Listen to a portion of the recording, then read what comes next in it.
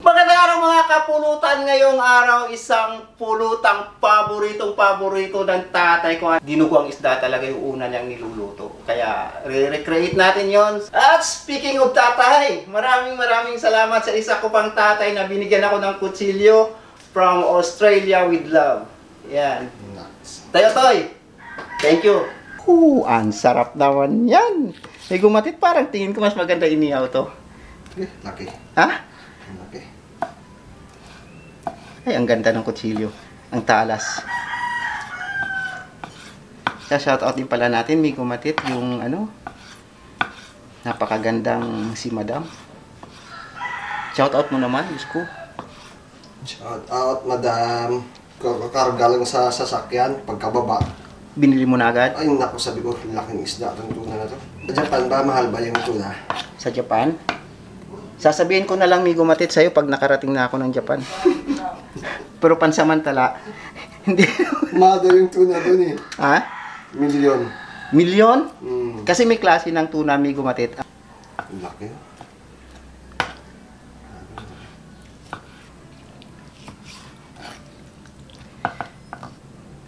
May gumatit siya, siguro isang malaki na yan. Hindi na natin isasama yung kabila niyan kasi nadudurog yan. Baka masira yung ating ano, isasama na lang uli natin doon, gagawin uli natin pulutan. Sige.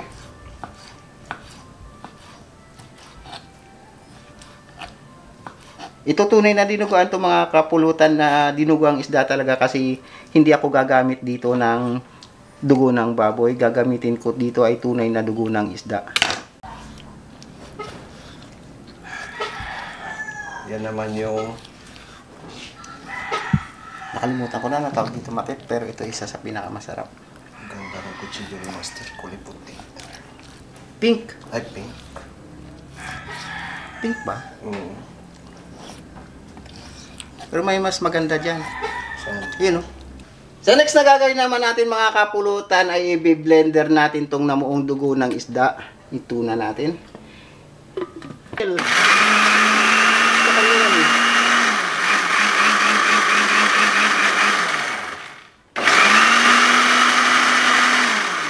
Okay na yan mga kapulutan. Luya, bawang, sili.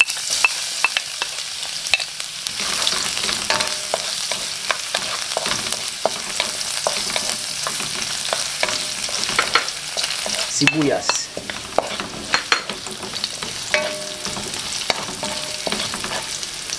Alagyan natin mga kapulutan ng suka yung ating dugo.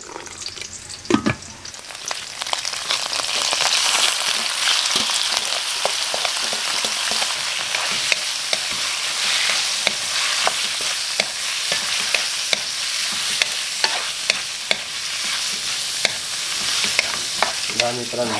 Madami din, hindi natin naubos, may gumatit kasi masasayang lang. Marami pa dyan.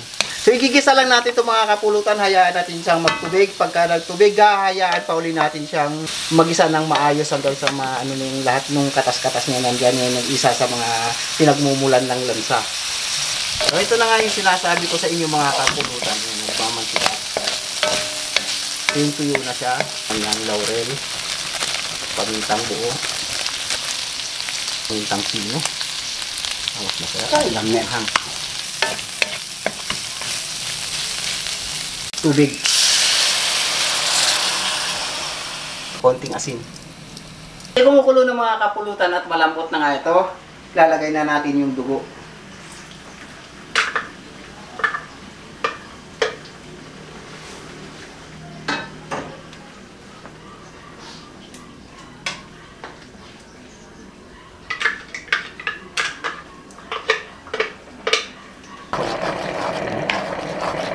Wow!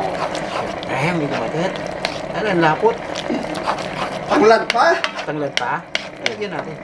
At syempre, wag nating kalilimutan, may gumatit yung kaldag ng tamis.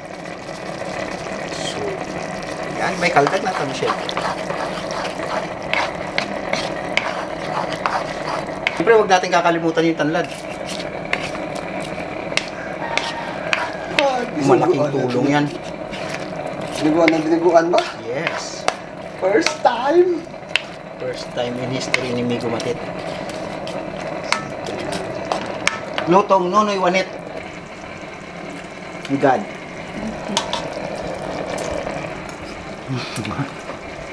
Okay na! Okay na, Migo Matit. Sa nakakapulutan, luto na yung ating dinuguang isda. Of course, na may kaldag ng tamis, asim, at anghang. Ito yung kakaiba sa lahat na ginawa ng kapulutan para sa akin. Sa lahat. Oh, makapiray tayo niyan. Ito na po. Yan. Dinuguan ba talaga yung Sila mukha yung niya? sila, no? Oo. So, ganun lang ang gawin yung mga kapulutan. I-blender nyo lang yung namuong dugo. At saka ganun kalaki din na isda. Kahit hindi naman. Ay, Yung dugo. baka yung kunti yung dugo. Ito, laki ng isda eh. Kasi try na natin. Ay, very excited. So this is my first time to eat dinuguan fish in all Ako of my nasanay life. na ako dito nung buhay ko yung tatay ko. Nidas. Sidas dinuguan. Ako mga kapulutan, hindi biro, promise. Dinuguang isda. Yes. Lansa. Wala. Kasi nga sa suka, naluto, basta lutuin nyo lang ng maayos. Tsaka ang pinaka-technique dyan, may gumatit mga kapulutan. Di ba ginisa nyo? Tapos yung laman loob ng isda, magkakatas yan. Siguraduhin nyo lang mga kapulutan na maubos, mag-evaporate lahat nung katas niya at yung parang nagmamantika na siya. Ayun. Hintayin nyo magmantika siya bago nyo lagyan ng tubig. Ganun yung ano, yung puti kanina.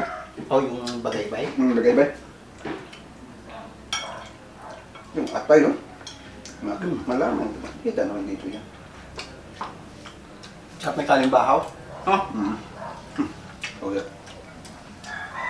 problema natin dyan, nakasandal si madam sa inumin natin. Yun yung double black. Excuse me madam. Teka muna. Ganito po muna ha. Yung, hardlo. Carlos Uno. Bagay talaga yun. May ala. Siyempre. Style yan. Oh, yeah. Cheers.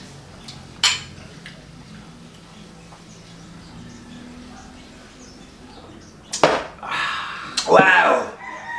Suabe ang hagod.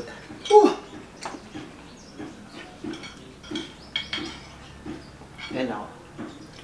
Hindi kayo magsisisi pag ginawa niyo to. Pampulutan yung anghang. 3 piraso. O, siguro kung baka pampulutan na talaga na matindihan, Nako. gawin yung 5. Sorbol na sorbol. Aragay. Ano na lang kaya kung nilagyan pa natin ng cornstarch yan? Magsa-shiny. Pipintap talaga Pero yan. iba talaga natural ha? Kung nagluluto ka nito, siyempre adobo, may gata. Pero ngayon lang ako nakakita sa mga gumawa ka nito sa lahat ng mga vlog mo. Ay, may nagawa niya nata ako noon dati. Ito, dugo talaga ng isda. Dugo ng isda. Kasi ang hirap din kasi sa ganitong luto. Pag talagang inisip mo na yun yung ipupulutan mo bukas, mahirapan ka ba? Buti kung may malaking isda bukas. Oo, at saka siyempre, kumbaga, paswertihan na lang kung makatagpo ka, makakita ka ng ganun. Ganun kalaki. O at saka yung buo pa yung dugo ba niya, Oo. ang laki. Kasi makakagawa ka talaga ng dinuguan. Mga ganun kalaki ng isda. Kita mo kalay mo saan ka ganun. Yun na yun eh, yun na yung dugo niya talaga eh. Kala ko nga maglulusaw lang kasi kunti lang yung pala. Pasalamatan mo naman si Madam sa pasalubong. Maraming salamat po sa short at saka sa sando at saka sa sombrero. Hindi ko po nasuot kasi gusto ko mga pang party-party. Yan Ay, nako. yung amoy niya. Bango, no? Ang bango. Pwede naman, sa Lunes, suotin ko. Sa Lunes. Oh, lahat kompleto. Yung brief. Ay, hindi ako nag-brief. Ay, hindi ako nag-brief. Yan tuloy. Nag-brief naman pag gusto lang, pag minsan hindi. Nag-brief pa minsan-minsan. Oo. Kung ubos na laba, isang buwan. Sabol ba ako maglaba?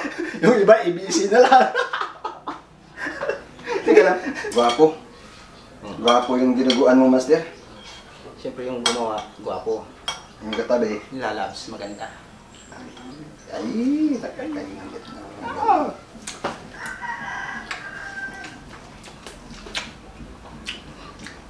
Kung sabi sa ano, sinabi mo talagang masarap sa kanin. Sa bahaw. Ganun. Buti ka pa. Buti ka pa.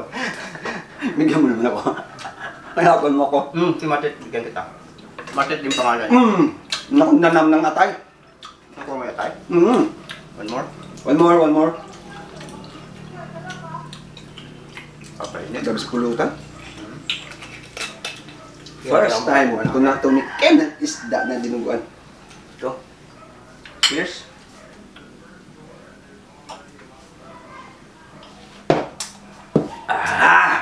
Ayoko na tumigil-migil Matet. Kakatakanan talaga siya. Sarap talaga siyang pulutan. Yung bagaybay, at saka yung atay, yun ang gusto ko dito. Pero yung hinuhugasan, yung nililinisan na gano'n. Natigas ako nun.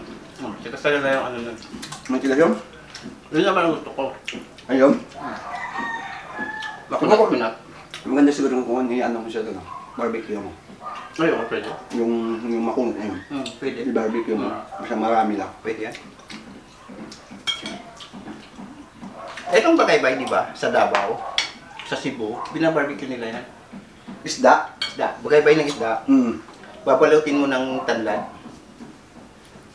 Tapos, Balutin mo lang kahit labas pa yung iba. O kaya pandan. Ganun lang. Tapos ihaw. Tapos nandiyan na yung duay-duay. Oo. Nandiyan yung alak. Ay, naku. Katabi mo na. Kulang na lang. Balikan na dito. Alak 5 na. Ganun. Mukhang maubos natin. Mamaya na tuloy ito. Ha? Pag wala na sa camera, tatagay tayo. One more. Sarap. Sarap talaga siya. Suabe mo sir, suabe. 99% dinuguang isda. Hindi sila nakakalayo na dinugo ang baka. Yeah!